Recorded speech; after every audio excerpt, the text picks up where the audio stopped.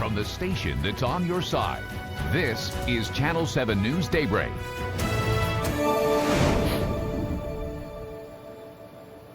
Welcome back. We'd all want to know how to reduce our risk of dementia, right? Well, a new study shows it may be as simple as adjusting your diet. Joining us this morning to help understand this new information is Baptist Health cardiologist Dr. Scott Davis. Good morning to you, Dr. Davis. I'm doing well. How are you? Good. All right, so we're talking about what we eat and how it's related to dementia. Is it really that simple? Yeah, so it's kind of like Mom always said, you are what you eat. Okay. And what we're finding is more and more emphasis has been on looking at the nutritional component of foods and doing a lot of research along that line. And we're finding that more ultra-processed foods compared to unprocessed or minimally processed foods have a direct link with dementia. And in fact, by reducing your amount of ultra-processed foods and substituting with a non-processed or a minimally processed food can lower your risk of dementia by 19%. Wow. And that's a pretty significant number. And so what are we talking about? Well, ultra-processed foods are high in like sugars and fat and salt, and then low in protein and fiber. So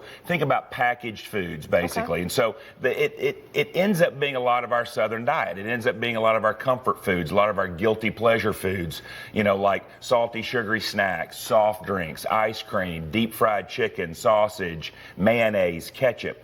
But then what we found is by just substituting 50 grams a day, which, how much is that? That's like a half an apple. That's like a bowl of bran cereal. That would be a serving of corn. Substituting that with then something that is ultra processed, like a candy bar or chicken strips, then that can significantly reduce our risk. So we're trying to do more emphasis on just some common lifestyle changes that can make a direct impact down the line. And more and more research is really getting focused, as we were saying, on the nutritional component of our lifestyle. It's still a challenge because it's difficult to kind of, tease out, what exactly is ultra processed and how do we label that.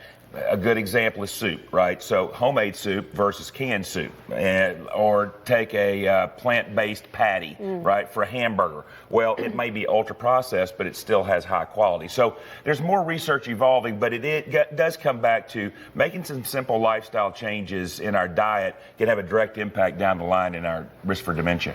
Doctor, quick question. So for those waking up saying, you know what, that honey bun isn't going to impact dementia later on in life, what about that high sugar intake or even maybe some fries, that salt intake? What about it affects the body to potentially cause dementia? Right. So we've done a lot of research into not only then this particular component of the ultra processed, but also then the processing component as well. So if you look at then the additives, the heating process that goes into the packaging, that has been shown to have a direct connection to reducing cognitive abilities and memory and then also now dementia. So when you say packaging, just to make sure we understand this morning, so like the plastic that it's in, or maybe heating that in the microwave with the food? That, and then also just the additives, so that the preservatives and the additives so that it maintains shelf life at the grocery store. Makes so much sense. Yep. I learned something new this morning, as I'm sure the people at home did. Thank you so much for being on here. Have a great day. You too. All right. Well, you can contact Baptist Health by going to baptist-health.com or calling the Baptist Health Helpline,